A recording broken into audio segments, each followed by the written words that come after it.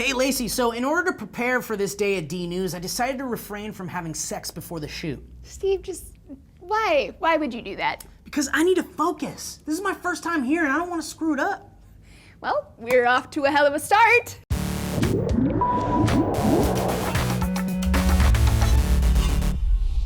Hey everyone, Laci Green here for D News with my buddy Steve Zaragoza. He may recognize from SourceFed. Hi Laci, hi D News. I'm in San Francisco. Hey, let's talk about sex. You know what? I feel like I talk about sex with the SourceFed crew a lot. Y'all are just a sexy bunch. I'm just saying. Speaking of sexy, turns out Luis Felipe Scolari told his Brazilian team of World Cup soccer players that they are not allowed to have sexy time during the World Cup.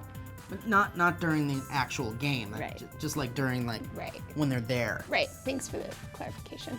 Miguel Herrera also told his Mexican players that they are banned outright from having sex. He said, if a player can't endure a month without sex, he's not ready to be a professional. And this isn't anything new either.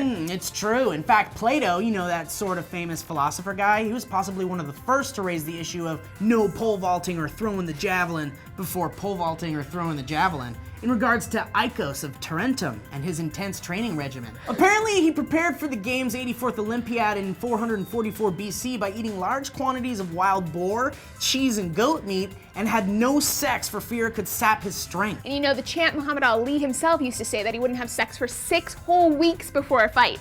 Now, I'm not gonna lie, these measures seem a little extreme. But this abstinence before sex thing is rooted in a few core beliefs. Numero uno, that sex will make you weak and tired before a match. And number 2, that if you have sex, you won't be able to concentrate. And number 3, without sex, you will become a very angry human. And very angry humans play better sports ball. But here's the thing about all that business, it's not sound scientifically. Studies coming out of the Journal of Sports Medicine found that athletic performance remains the same after having sex.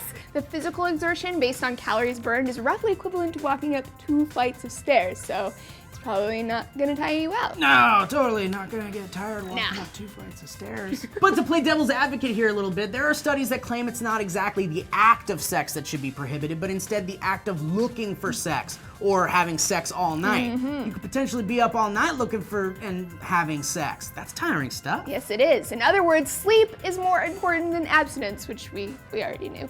A little less absolute, though, is the idea that having sex can distract you. It actually hasn't been studied, and according to my highly unscientific opinion, I could see how sex could be distracting. Well, I mean, it depends on the kind of sex, right? That's true. It probably depends on the individual sex in question. What about number 3, though? Could sexual frustration make you more aggressive on the field? So here's the thing. Sex actually increases testosterone levels, which has been linked to aggression.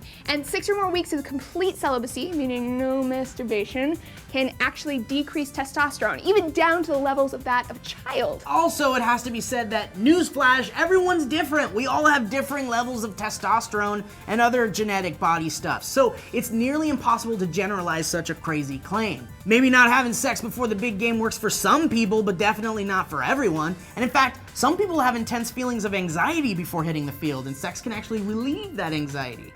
Boom! Science! That's probably why scientists in Italy have said, and this is an exact quote, in this case I would suggest a complete and satisfactory sexual intercourse the evening before the game. So folks, what do you think? If you were a World Cup player, would you abstain? Tell us your thoughts down below, and you can find more of the lovely Steve at youtube.com/SourceFed. Who, me? Yeah, you should check it out.